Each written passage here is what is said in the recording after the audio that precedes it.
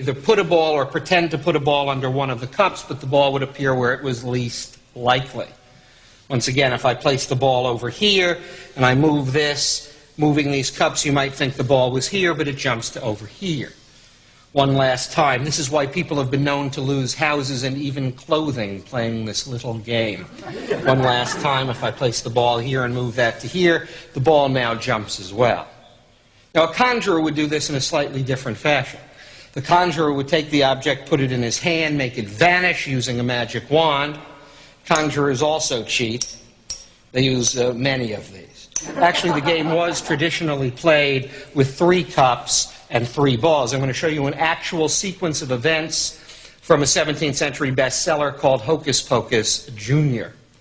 The idea here that I will cover the center ball with a cup and place one on top.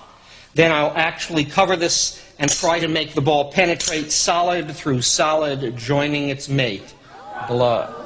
Now that you know the sequence, why don't you follow it again? This time a ball penetrating through 2 solid copper cups. This method, a personal favorite of Matthew Buchinger, the little man of Nuremberg. He was only 28 inches tall. The cups obscured almost his entire body. Look, that's enough for 3 balls to appear below. Matthew Buchinger had no arms or legs, but he did have 14 children. The most famous man to ever play the game, the Italian Bartolomeo Bosco.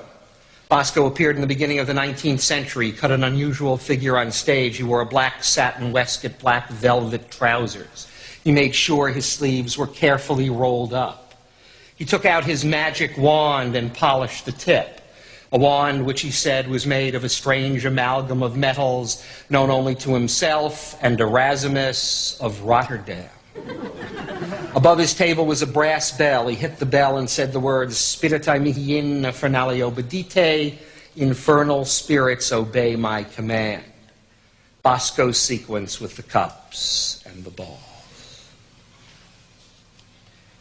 Vade. Jubio. Celerator. 3 gone, and yet 3 return. Bosco had only one contemporary rival, the slightly older Frenchman named Conus, who in 1795 announced that he would make his wife, who was 5'7", appear under one of the cups.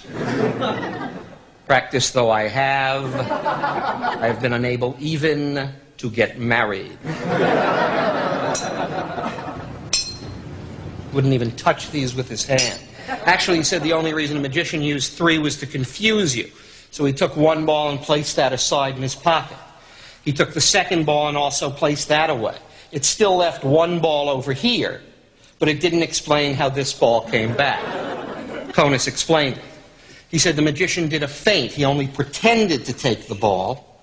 Actually, what he did was to pretend, put his hand back, and then insinuate the ball under the cup.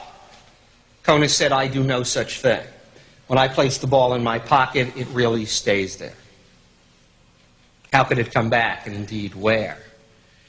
Perhaps back to the 16th century. But many of you may prefer the game the way it was played in the Orient, with 2 balls and 2 balls. Or you might prefer the European version with 3 cups and 3 balls. And if you have been paying attention, you know there would be 1 ball under the center cup, but now there are 3. And that's the way the game was played for another 120 years, until it was revolutionized once again by Max Malini, the man I spoke of earlier. Malini would take 3 glasses and wrap them in newspaper. He would take a cork from a wine bottle and cut it into 3 sections. He would take the 3 sections of cork and place them in his pocket. Then, fashioning an impromptu wand out of a celery stalk or an asparagus spear, he would tap the glasses and say, "Spiritae mihi infernali obedite," or anything else that came to mind. And that's the mystery of the cups.